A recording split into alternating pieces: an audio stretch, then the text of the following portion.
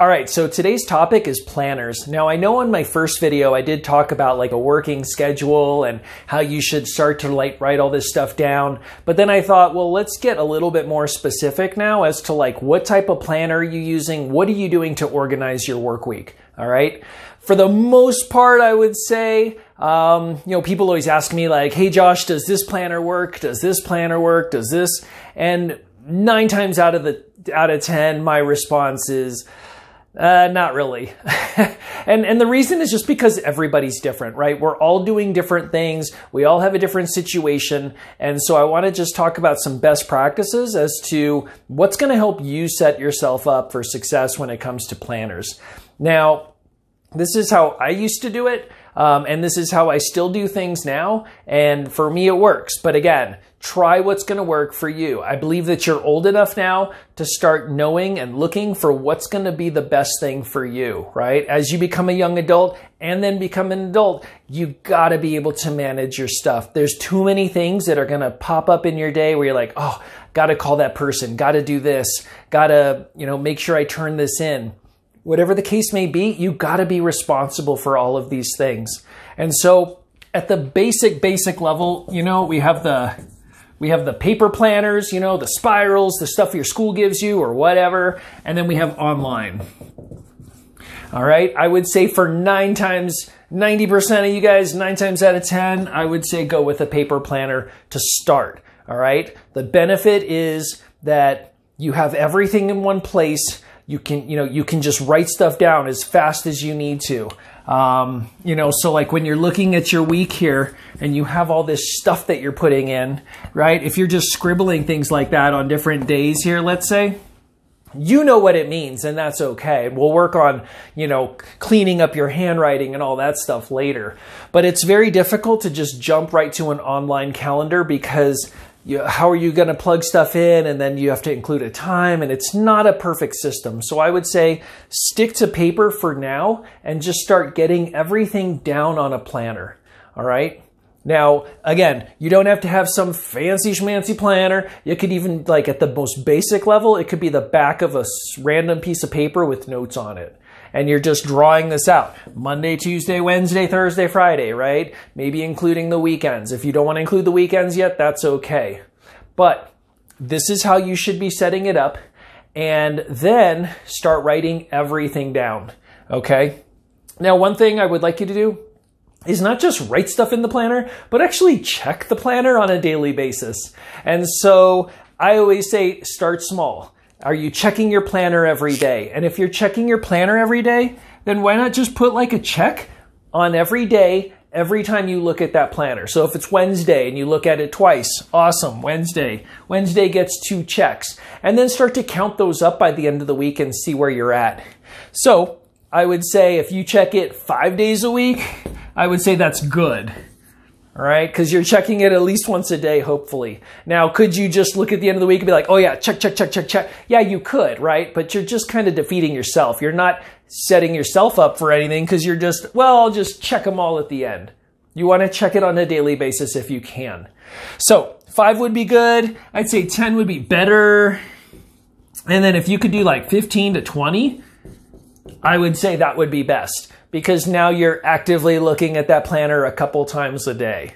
And, just equate it to your cell phones, right? Nowadays, how often do people look at their cell phones? It's something like in the seconds. Like that's how often people are taking out their phone, checking their phone. All right. You've got to be able to manage yourself. And a lot of these things that I'm talking about in these videos are really life skills. These aren't things that are just going to get you through middle and high school. These are going to get you through life. You've got to be able to have a working schedule, something that's going to help you, and you got to check it. You can't just be throwing stuff in there and then just kind of hope that you remember what you need to do. So let's just take a quick pause. I had some emails that I wanted to share. And so let me give a little bit of advice and then we'll kind of get back into this. This person says, it's a male student, 7th grade. My teacher said I cannot make up a test because I didn't turn in the review sheet. What should I do? This is a tough question. I would say, well, first of all, get your work in on time. If the teacher, because I've done it before, I'm like, hey, this is the review packet. This is the study guide. You have to turn this into me before you take the test. Really, most of the time when they're doing that is because they want you to practice. They want you to have a study system of some sort. And by turning that in, you're saying, hey, I actually did review this work and I'm ready for the test. Now, if you bomb the test, then they'll be like, well, let me look at their packet. Did they just copy this last period? Did they actually take time for the past week and fill in this thing and study? Where are they at? So in a way, it does give us teachers a chance to see what you're doing and what you're not doing and then help you get better. But at the same time, when you have something like that, if they're explicit and they say you got to turn this in order to do this, that's just kind of the way it goes. Again, this is all a big game. Are you playing the game to win? If you're not listening, if you're not recognizing the fact that the study guide has to be turned in before the test, you're playing to lose, man. You need to fix your situation. So that would be my advice to that person. This is a female 8th grade student. She says, my friend is always asking to copy my homework. I'm afraid to say no. What should I do? Okay, well, I think it depends on the class. Are you both getting like a B in the class, hopefully? Is there a reason they're always coming to you? Do they think that they can just push you around and say, hey, show me your homework, show me your homework? And then I have students where they're like, well, I kind of like so-and-so, so I don't really mind if they copy my homework. and maybe that's your situation too. So it really depends, I would say, as to whether it really bothers you if they're copying your homework or not. If you don't want them to, I think you at some point need to figure out a way to stand up for yourself and just say, I can't have you copying my work anymore. I don't know if this is right. And I've even had students come to me and say, hey, so-and-so keeps wanting to copy my homework. Like, I don't know what to tell them. And then maybe the teacher will be involved and maybe they'll say, let me talk to them, or let me look a little closer at their work. So don't think it's all on you. Maybe your teacher can help. Maybe a parent can suggest some advice as well. I would say if you truly don't want people copying your homework, then find a way to just let them know this is not working anymore. And if it is one of your good friends, then you should really be able to step up for yourself and just say, I don't like this, man. Come on, why are you always copying my work? Hey, are you going to let me copy some? Can you do the next assignment? Maybe it's a give and take. But at the end of the day, you're invested in your learning. And so worst case, if they do copy your work, whatever, there's always going to be people copying stuff. I have people copy what I do. They take your work, they publish it as their own, whatever, right? At some point you have to say, I'm focusing on myself and I don't really honestly care how they're going to do in the future. And so maybe they'll do well, maybe they won't. But at the end of the day, you know that you're getting something out of the homework and the studying, and that's really what you need to focus on. All right. So then getting back to this, one thing that I didn't mention yet when it comes to these planners is you do need to write down more than just the stuff that's due the next day. So if you're barely writing down the stuff that's due the next day, that's okay, right? It's kind of like good, better, best. The better system would be to not only write in the stuff that's due like the next day or within that week, but also just start writing down some other random items for classes that aren't even due till next week. Maybe it's a presentation you have to give. Maybe it's a report you need to do over the next couple weeks. But by writing it down on a weekly basis, you're setting yourself up for looking at that. So if it's Wednesday night, you're like, oh, I don't have any homework tonight. At least if you open your planner, check a box, right? Because you got to get those points. So check your planner and then say, okay, I actually do have a project due next week. Maybe I'll spend 5 minutes and look up something, or maybe I'll get into it and do as much as I can tonight.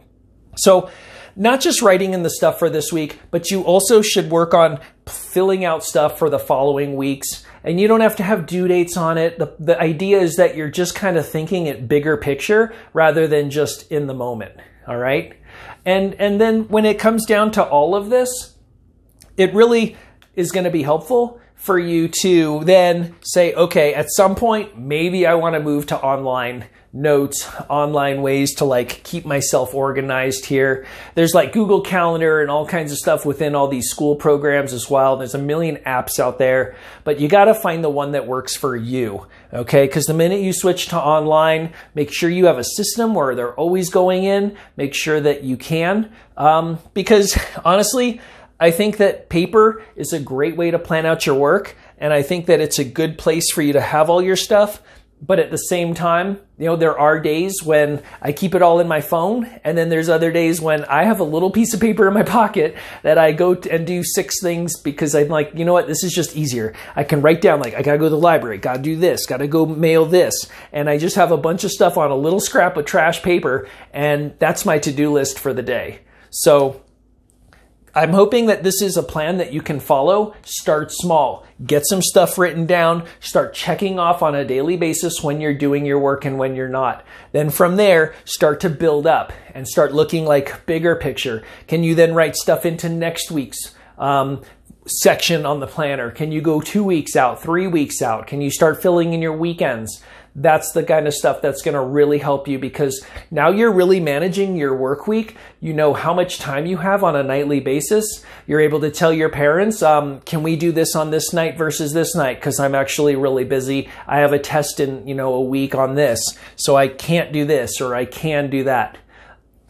Take your time with this, all right? Managing a planner is something that even adults struggle with. We're all kind of trying to figure out our own system. And that's why, you know, all these people are like, this is the best system yet. Well, maybe that's true, but at the end of the day, if it doesn't work for you, then it's worthless. So start practicing now, because that way, by the time you do become an adult, you go, okay, I've used this system. This is what works for me. I know it's weird. I know it doesn't make sense, but at the end of the day, who cares, right? It's your work, it's your responsibilities, and it's the things that you're going to be turning in and doing as an adult. So practice. Let me know how it goes. If you have questions, send me a message. Otherwise, I'll see you in the next video.